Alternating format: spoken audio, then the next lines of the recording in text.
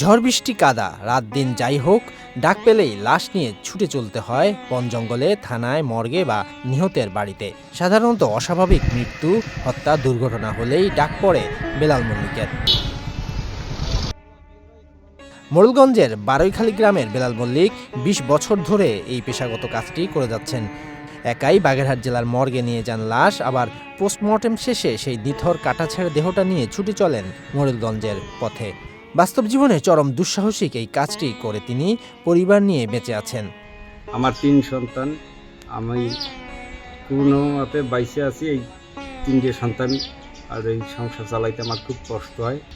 আমি মোড়লগঞ্জ থানার লাশটানি, যেখানে ওই দুর্ঘটনা ঘটে থানা থেকে পুলিশ যায়, আমাকে ফোন দিলে আমি সেই ঘটনাস্থলে যেয়ে লাশ নিয়ে আসি।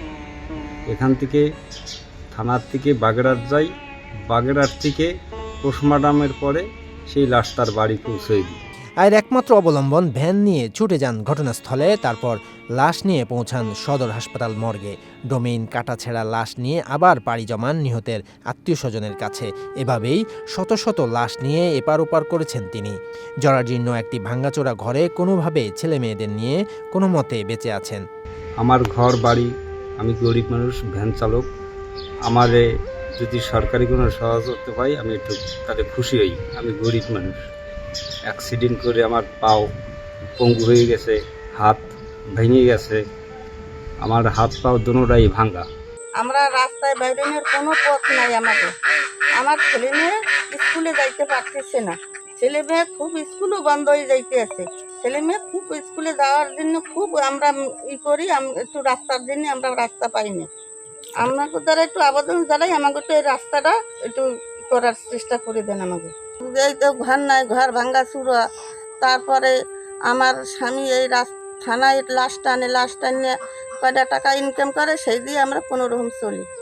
এখন পর্যন্ত কোনো সরকারি সেবতা আমরা পাইনি, খাইতে পারিনি। এই জোগার পানি ওড়ে, গাঙ্গের পানি ওড়ে, সেই পানি আমাকে পুকুর নালা ভরে যায়, সেই পানি খাইলে আমাকে বাচ্চা কাচ্চার দাস্ত বমি হয়।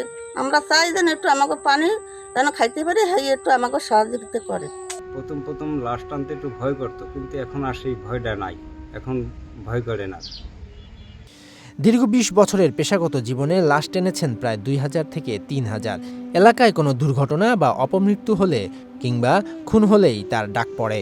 আমি মোড়লগঞ্জ থানার লাশটানি, যেখানে ওই দুর্ঘটনা ঘটে থানা থেকে পুলিশ যায়, আমাকে ফোন দিলে আমি সেই ঘটনাস্থলে যেয়ে লাশ নিয়ে আসি। এখান থেকে থানার থেকে বাগেরহাট যাই, বাগেরহাট থেকে পোস্টমর্টমের পরে সেই লাশ তার বাড়ি পৌঁছে দিই। আমি সরকারি, আমার ঘর বাড়ি, আমি গরিব মানুষ, ভ্যান চালক। আমারে যদি সরকারি কোনো সহযোগিতা পাই আমি একটু তাতে খুশি হই। আমি গরিব মানুষ, আমার ৩ সন্তান, আমি কোনো মতে বাইসে আছি। এই ৩টে সন্তান আর এই সংসার চালাইতে আমার খুব কষ্ট হয়। বেলাল মল্লিক জানান, লাশ যত গলিতই হোক না কেন তার কাছে তা আমানত। ভয় স্পর্শ করতে পারেনি এ মানুষটিকে। শরীয়তুল্লাহ, বৈশাখী সংবাদ।